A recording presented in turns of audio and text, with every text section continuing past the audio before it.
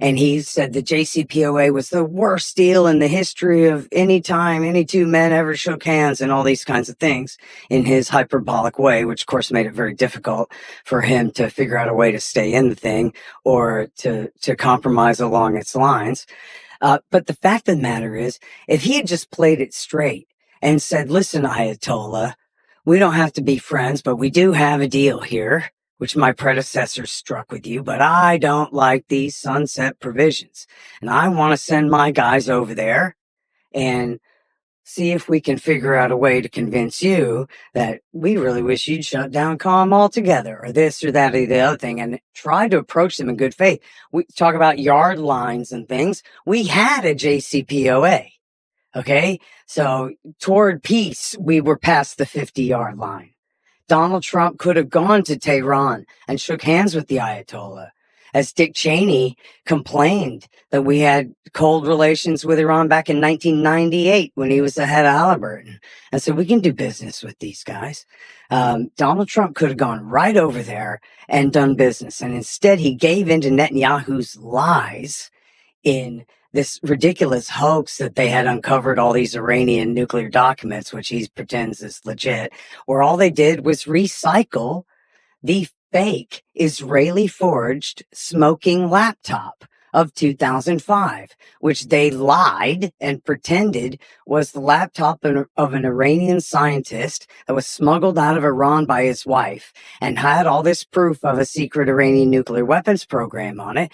But every bit of that was refuted, including the thing about the warhead, he said, was refuted by David Albright and his friend David Sanger in the New York Times, that all those sketches of the warhead for the missile were wrong, because when Mossad forged the documents, they were making a good, educated guess, but they didn't know that Iran had completely redesigned the nose cone of their mid-range missiles and had an entirely different nose cone that would require an entirely different warhead than that described in the documents. And why would they have been designing a warhead to fit in a nose cone that they were abandoning? And so that was refuted. David Albright completely discredited your claims there, pal.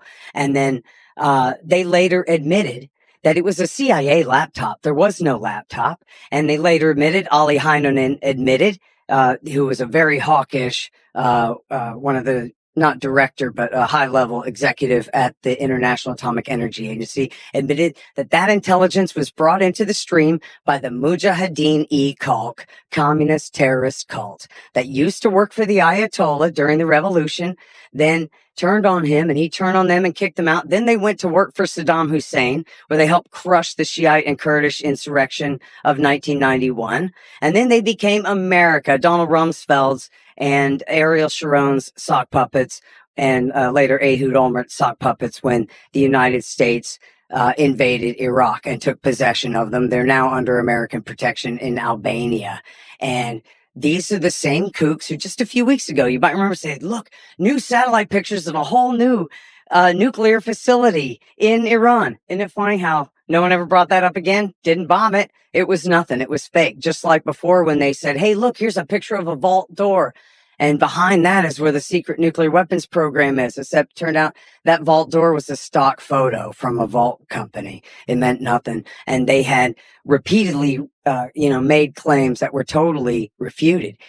Just like I'm about to refute his claim that they ever were the ones who revealed, for example, Natanz. He was implying that Natanz and COM were both buried and hidden until revealed, I think you said, by dissident groups, that is the MEK, sock puppets of the Israelis. But it was your friend David Albright, not the Israeli Mossad through the MEK, who revealed Natanz facility. Ask him, he'll fistfight you over it. He claims credit. He was first and said, this is a facility. However, they were not in violation of their safeguards agreement with the IAEA. They were still 6 months away from introducing any nuclear material to that facility. And so when it was revealed, they weren't in violation of anything. And then on COM, we had a huge fight about this at the time. The party line came down from all the government officials and the media that they had just exposed the facility there. COM is Fordo, same thing. when in fact that wasn't true. The Iranians had announced to the IAEA that we had built a new facility here and we are going to introduce nuclear material into it within 6 months. So here's your official notification. And then a few days later, they just pretended to expose it when it was the Iranians themselves who had admitted to it in going along with their obligations under their safeguards agreement. So it's just completely wrong. Why do they bury them? They buried them for protection because clearly the Israelis have indicated since the 1990s that they consider any nuclear program in Iran to be the same thing as an advanced nuclear weapons program. You're hearing that today. For them to have a nuclear facility at all is equivalent to them going ahead and breaking out and making a nuclear weapon. And so, of course, they know that they have to have it buried to protect it from Israel. That doesn't mean that they are trying to get nukes. It does mean, as I already said, that they wanted to prove to the world that they know how to enrich uranium and that they have facilities buried deeply enough where if we attack them, that would incentivize them to making nukes, and then we might be unable to stop them without going all the way toward a regime change, which they're bluffing, basically betting that we won't go that far, considering how gigantic their country is and how mountainous and populous it is compared to Iraq next door. Now, here's some more things that he said that weren't true. So he said Iran has been killing Americans all this time. Well, that's almost always a reference to Beirut 1983, which you can read in the book By Way of Deception by Viktor Ostrovsky, the former Mossad officer, that the Israelis knew that they were building that truck bomb to bomb the Marines with and withheld that information from the United States and said that's what they get for sticking their big noses in. And that is in the book By Way of Deception by Viktor Ostrovsky. And by the way, the Israelis were friends with them with Iran at the time in all through the 1980s. And it was just a couple of years later when Ronald Reagan sold Iran missiles and using the Israelis as cutouts to do so when he switched sides temporarily in the Iran-Iraq war. And so that's just, and that was in 1983. If Ronald Reagan could sell them missiles a year or 2 years after that, 3 years after that, then surely the United States and the Ayatollah can bury the hatchet from that. And no one's ever even, I don't believe, ever really proven that Tehran ordered that. It was a Shiite militia backed by Iran, that sort of proto-Hezbollah, that did that attack, that killed those Marines.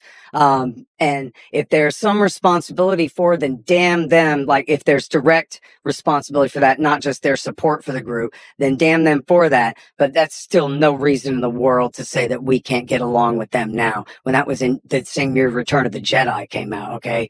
And then the other one, and this is always referred to, you'll see this on TV news today. Anyone watching this, turn on TV news and you'll hear them say Iran killed 600 Americans in Iraq War II. But that's a lie.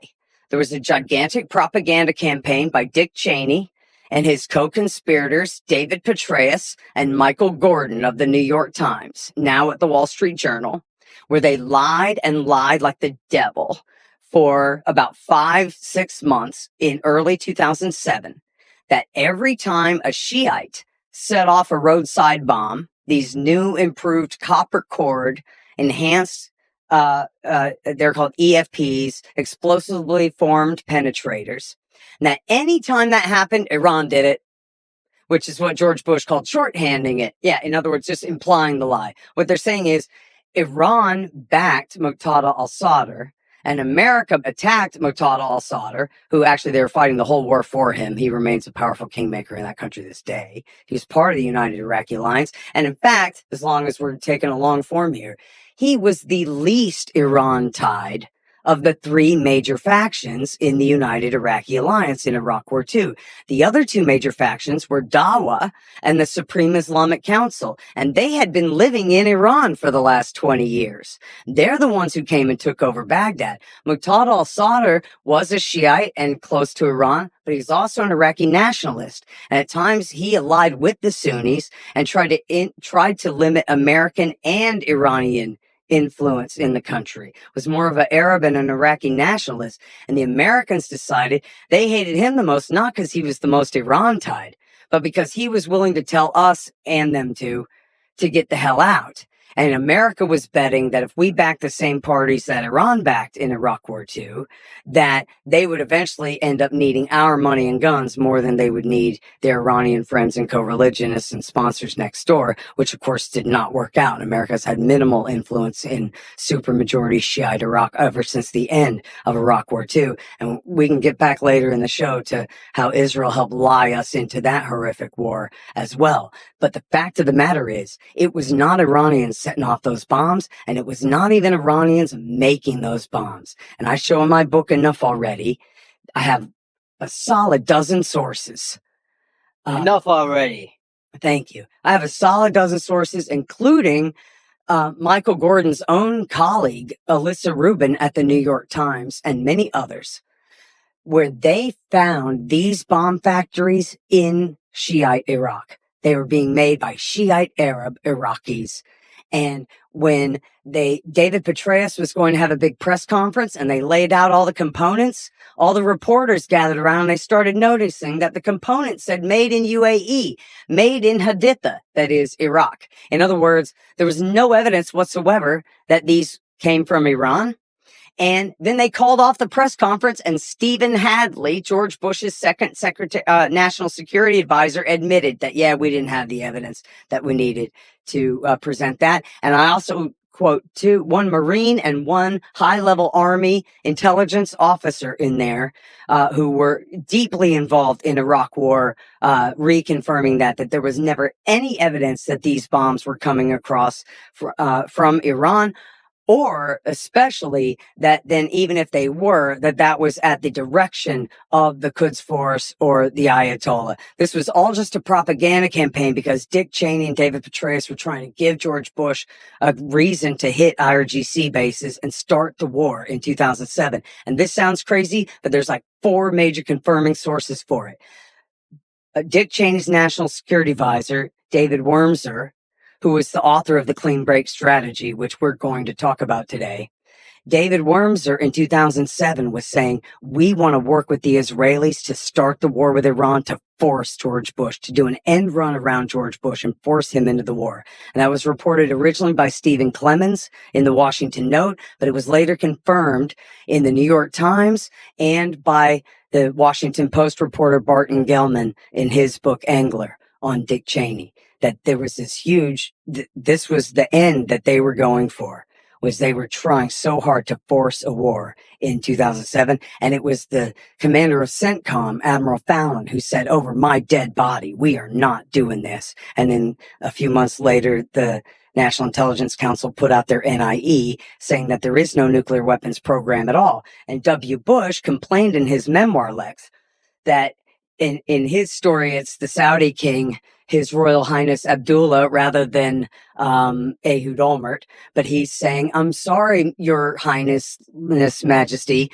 I can't attack Iran's nuclear program because my own intelligence agency says they don't have a military program. So how am I supposed to start a war with them when my own intelligence agencies say that? This is what Donald Trump just did, started anyway. Had his man Rubio say, well, screw the intelligence. I don't care what it says. We can just do this if we want to. So first, let me say, on the cover of Enough Already, devastating, Daniel Ellsberg, outstanding, Daniel L. Davis, essential, Ron Paul. You are respected by a very large number of people. You have decades of experience in this. Same thing with Mark, extremely respected by a very large number of people, experts. There's a lot of disagreements here, and we're going to unfortunately leave a lot of the disagreements on the table for the aforementioned nuclear scientists to deconstruct later. So let's not like try to, every single claim does not have to be perfectly refuted. Let's just leave it on the table, the statements as they stand. And let's try to also find things we kind of agree on and try, I know this might be difficult, but to steel man the other side. That's the thing I would love to ask you. Maybe give Mark a chance to speak a little bit, but to try to, for both of you, to try to steel man the other side. So people who are concerned about Iran developing a nuclear program, can you steel man that case? And the same, the people I think who I are did in concerned. my opening statement, quite frankly. I don't carry any brief for the Ayatollah. I'm a Texan. I don't give a damn about what some Shiite theocrat says about nothing, right? My interest is the people of this country and its future and what's true.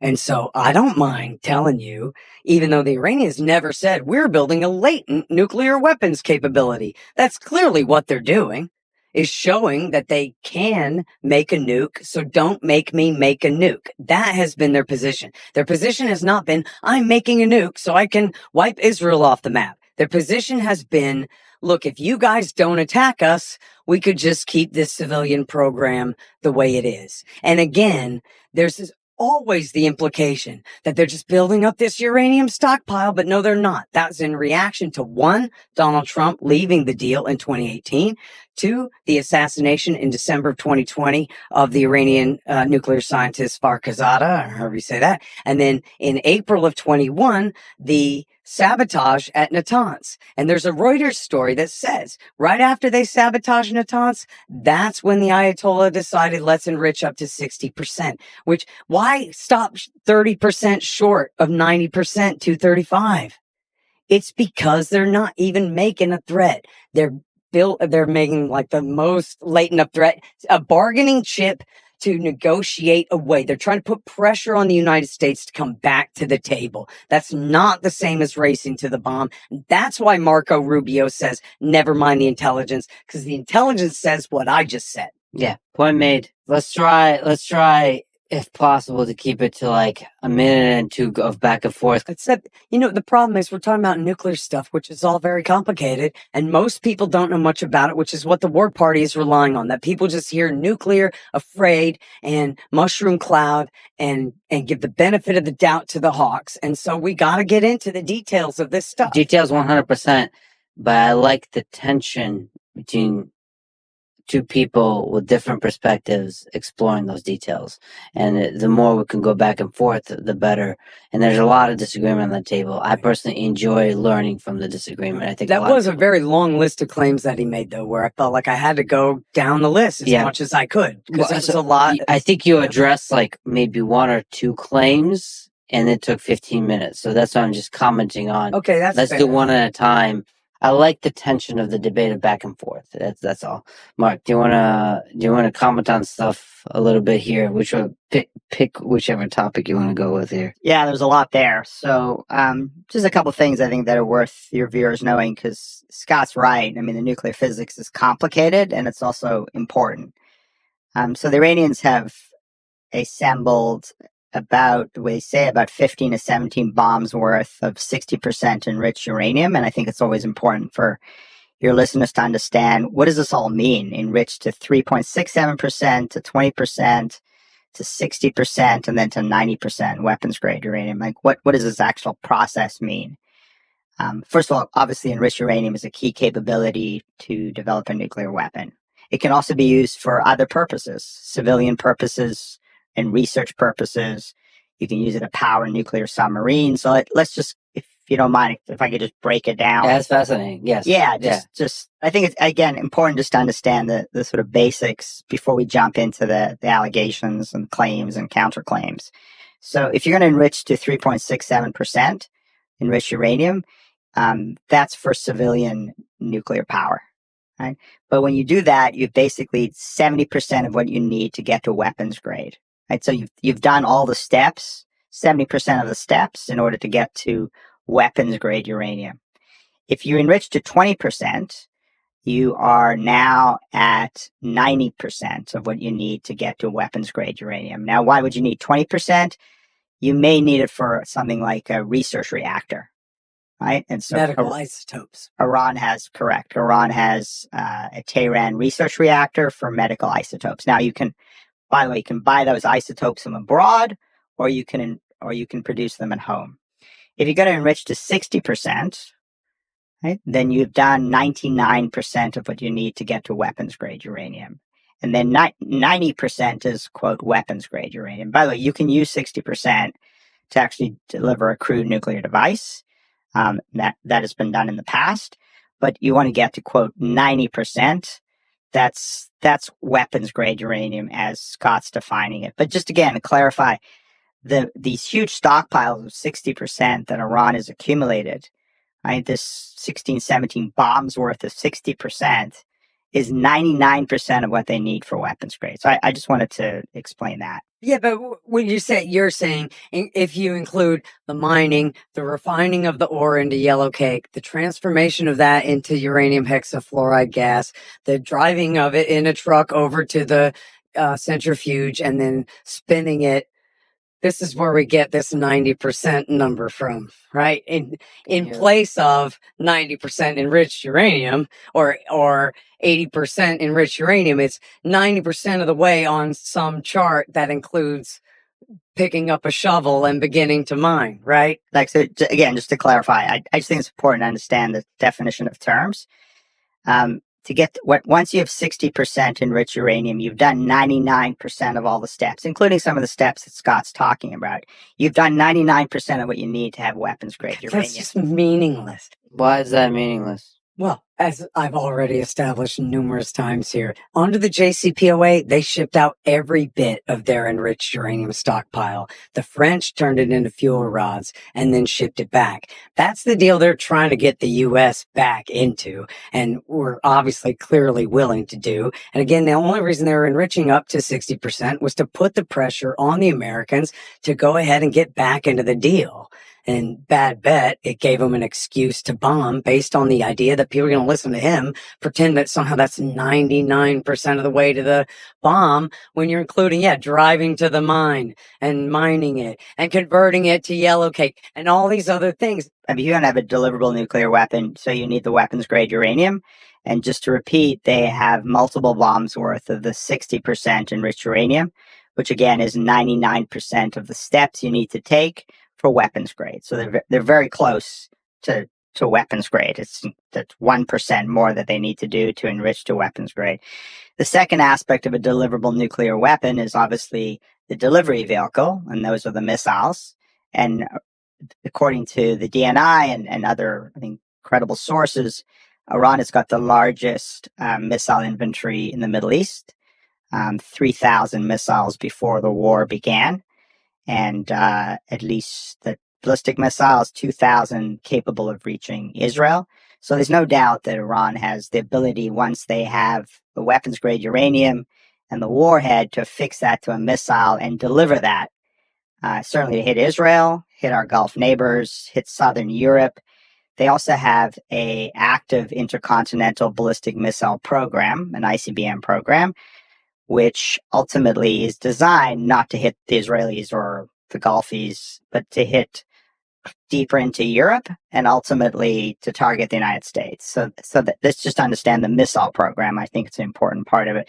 The third leg of the stool, and Scott has already alluded to this, and we've had some debate on this, and I think we should talk about it, what it really means in detail, is you've got to develop a warhead, right? Or a crude nuclear device. And according to estimates from both U.S. government sources and nuclear experts, it would take about 4 to 6 months for Iran to develop a crude nuclear device. Right? This is something that you wouldn't use a missile to deliver, but you would use a plane or a ship. And it would take somewhere in the neighborhood of about a year and a half to deliver or to develop a warhead. And that's to affix to the missile. So it's sort of the three legs of the nuclear stool, right? The weapons grade uranium, the missiles to deliver it, and the warhead. So I just want to sort of define terms so that when we're having this big debate, your listeners kind of understand what we're talking about. If I can jump in here on this point too, and I'll turn it back over to you, but I actually have a bit of a correction to make for anyone who's seen me on Pierce Morgan or Sagar and Crystal. I actually oversimplified and made a mistake. I've been off of the Iran nuclear beat for a little while doing other things. And so I'd like to take this opportunity to clarify, and I'm going to try to clarify with them on their shows too, was I have an old friend of mine used to make nuclear bombs, Gordon Prather, and I only just found out that he died 2 years ago, unfortunately. He used to write for us at antiwar.com and a brilliant nuclear physicist and H-bomb developer. And he had really taught me all about this stuff. And so I'm not correcting anything you said. What he said essentially is right. I maybe add a little more detail. The easiest kind of nuke to make out of uranium is a simple gun type nuke, like they dropped on Hiroshima. It was a little boy. It's essentially a shotgun firing a uranium slug into a uranium target. And that's enough. They didn't even test it. They knew it'd work. It was so easy to do the Hiroshima bomb. The Nagasaki bomb was a plutonium implosion bomb. It's virtually always plutonium that's used in implosion bombs, and in miniaturized nuclear warheads that can be married to missiles, right? As opposed to a bomb you can drop out of the belly of a plane, as he was saying, right? So gun type nuke, you can't put that on a missile. That is by far the easiest kind of nuclear weapon for Iran to make if they broke out and made one, right? But it'd essentially be useless to them, right? What are they going to do? Drive it to Israel in a flatbed truck, right? They got no way to deliver that. So you have to drop it as a bomb. They could test it in the desert and beat their chest, but essentially that's all they could do. Or you could drop it from a plane like we did, as Scott said, with Hiroshima and Nagasaki. Yeah, well, very slim chance of Iranian heavy bombers getting through Israeli airspace. But anyway, but to make an implosion bomb, they would have to do years worth of experiments, unless the Chinese or the Russians just gave them the software or gave them the finished blueprints or something, which is no indication of that whatsoever. The only people who gave them blueprints for a nuclear bomb was the CIA. Remember Operation Merlin, where they just changed one little thing and gave them nuclear bomb blueprints, but the Iranians didn't take the bait? The blueprints were given, just to clarify, it's just interesting, just in the terms of the history of proliferation. So Iran's initial nuclear program, right, which is built on centrifuges, as Scott and I have been talking about, that was actually given to the designs of that were given to them by A.Q. Khan, who was really the father of the Pakistani nuclear program. And he actually stole those designs from the Dutch and handed it to the Iranians. He also handed it to the North Koreans and the Libyans and others. So they were able to illicitly acquire this technology, or at least the blueprints for this technology, from the father of the Pakistani bomb. So I think that's an interesting point. But if you don't mind, as I said earlier, because Bill Clinton clamped down on the Chinese and wouldn't let them sell, or anyone else wouldn't let them sell them light water reactors. So then they went to AQ Khan and bought the stuff on the black market. Yeah, and they obviously bought heavy water reactors from the Russians, which they've been using for electricity.